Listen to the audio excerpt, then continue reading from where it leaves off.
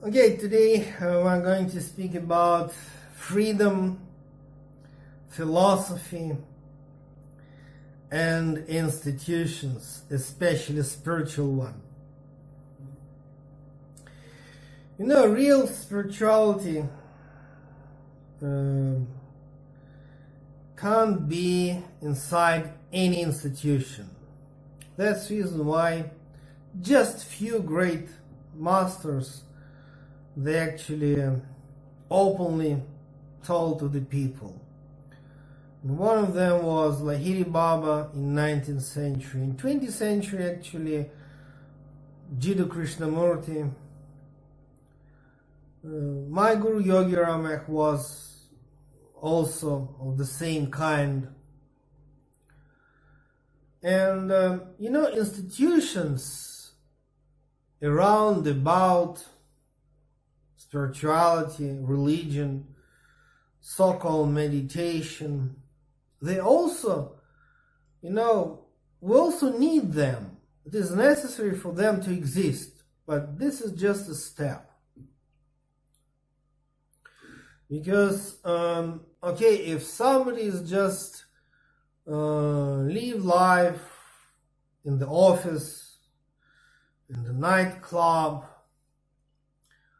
nice family, nice car, and then one day that person can just wake up in the morning and start to ask certain strange, crazy spiritual questions. What to do? And the first step, read books, take part in any seminar, workshop, and maybe even join any spiritual community, because it's helpful. Because in the beginning, you are not sure that you are right. You are not sure that you are not crazy. By the way, you are crazy. You can't be in a state of self-respect. Okay, you need support. And actually, all institutions basically just support for those people who are just making first steps. So, and it means if we just remove all spiritual and religious institutions, it's like, you know, you can't go to the, you know, top of the building if first few levels are absent. You know, you have to go up only, you have to pass, you have to go through certain first levels. And institution and spirituality in a form of ashrams, churches, congregations, communities, sangha, all that is just the first step. Very important, because and one can be whole life on the first step. Yeah, it is possible to remain on that first step for the rest of your life. But the next life, you will grow, because we have reincarnation. So it means even for... You will go to the next organization next life. Your next life, you will join the next organization slightly better. Yes, of course. And we're not joking. I mean, that's how life is. And then maybe in 100 lives, then you can understand then what really is spirituality can't stay inside any structure, inside any organization, any ashram, any community, any church. And then you go to the third organization, which is anti-church, or anti-ashram. And after 50 lives like that, you finally ask the question, who am I? Because the question of self-inquiry, it's also became a trick for the communities. You know, it's like Buddha consciousness, it's like Christ consciousness, like Holy Spirit, it's like self-inquiry. They all really essence of spirituality, but in the hands of tricky priests and the tricky gurus, all that huge questions become tricky stuff. How can we imagine that sorry to say, the Roman Catholic Church managed Inquisition and crusades in the name of, oh my God, Jesus Christ, who was embodiment of compassion and love. How it was possible? How it's possible that Hindu society, Vedic philosophy actually about true self, how it's possible that this society supported caste system, which is absolutely unhuman. Of course, Swami Vivekananda was great patriot of India, and he was trying unsuccessfully to convince people that Hindu religion is the most compassionate one. Come on, it's a caste society. And how it's possible when, Avadhuta Gita, Ashtavakra Samhita, scriptures like Upanishads, they're all about essence of consciousness, self-inquiry. How it's possible that tricky priests, they change everything? And to be a spiritual practitioner, you have to be absolutely free. To be a philosopher, to be mystic, you have to be free. No chance to be a spiritual practitioner and at the same time to be part of community or institution. Because institution, it's nice. It has like property, bank account, and they really support you financially. They give you shelter or whatever, job. They give you any papers that you're a great master, yoga teacher. All that papers about, I'm yoga teacher. Why? Because I have papers from the Shivananda ashram or whatever ashram in Rishikesh. Nonsense. Because if you're a yoga teacher, means you're a yoga teacher. Be who you are. All the papers can't help. By the way, more papers somebody tried to show, less quality of the personality is there. And many spiritual schools, they like to give all that papers, like, okay, your diploma, what kind of things, yeah? And it's good to have a driving license, then we can be sure that you know how to drive, but it's not about meditation and yoga. If you come in front of people, if you may give certain message, then you're a yoga teacher. If not, then what kind of papers? So, and people who become part of structure, they start to preach not truth, but teaching of the community. That's what happened with Christianity. You open Christian Bible, and Jesus is saying about that each and every human being is child of God. Because Lord God, according to the gospel, is your personal father. And you don't need to worship in the temple, you must worship in spirit. That's Jesus' message. And when they arrest him, he told, okay, you may crucify me, but I'm not going to change my opinion. Huge.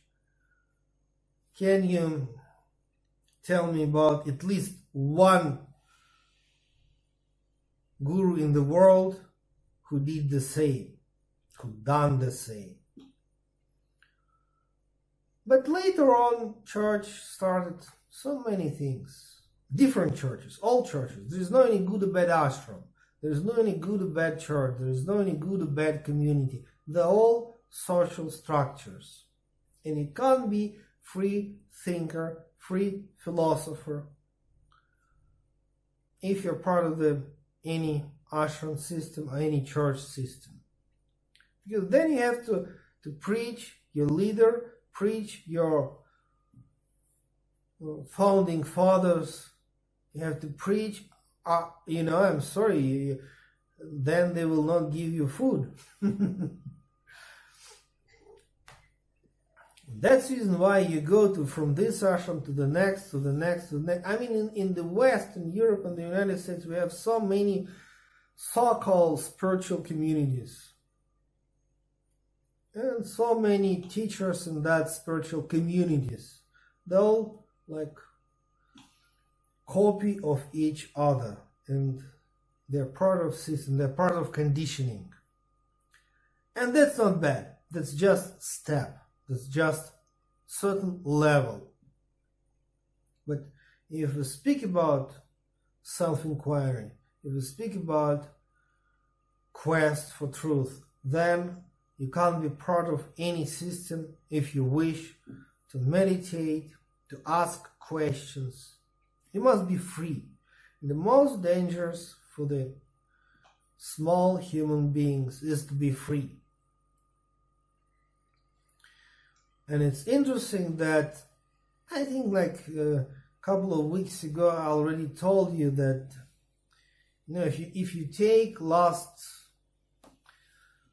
maybe 2-3 centuries, many crazy political leaders, including Napoleon Bonaparte, including Leo Trotsky, including Adolf Hitler, in a different way, but they expressed huge thing. They told like human beings, they like to be slaves. They like, you know, to be manipulated. So it means the same happened in religion, but just in a more subtle way. But means to be free means, you know, to believe that, okay, if we'll speak about it in a more dualistic way, that Lord God is your personal master, personal guru, personal father, mother, personal, and that's Vedic scriptures and that's Christian Bible. Both are similar. And to be free means, okay, maybe today, you know, maybe today we say that Kriya Yoga is the best. Who knows, maybe tomorrow we'll not say this. To be free means to be free. Okay, I am practicing Kriya Yoga for years and I teach people Kriya Yoga meditation. But no need to worship to Kriya Yoga meditation. Because that's tool, that's key.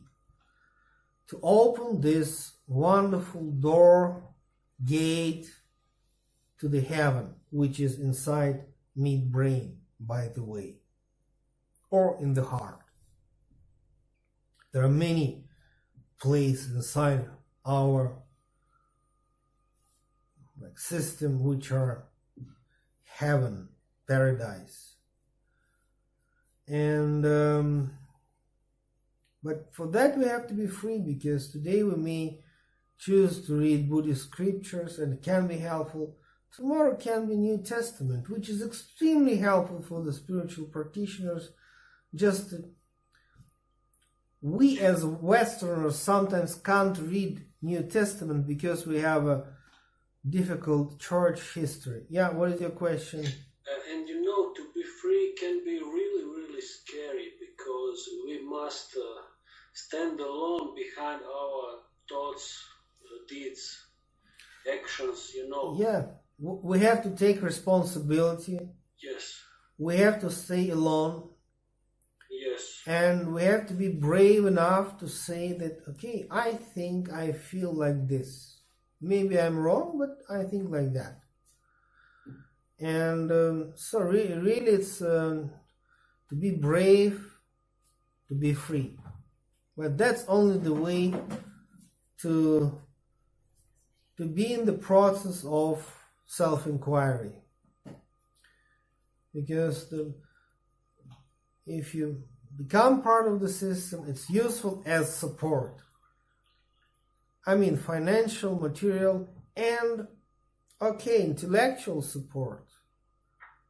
And it's nice to stay on as the part of the system for a while. But then the freedom is actually the space which is eternal and real. Freedom from conditioning, freedom from all that somebody's opinions. And even freedom from ourselves. From the limited self, yes. From limited personal self, which is strongly separate, also we have to be free from that. And freedom trust, from everything which is known. Which is known. And the free person, free philosopher is like in a state of trust to this ultimate reality. And you can't hold on to anything except the God in you. Yes, and I mean the reason why institution is so attractive and helpful, because they give illusion of stability. Stability financial, material, and stability intellectual. But the free person loses everything, including this illusion of stability and conditioning. And losing everything, you may get really everything.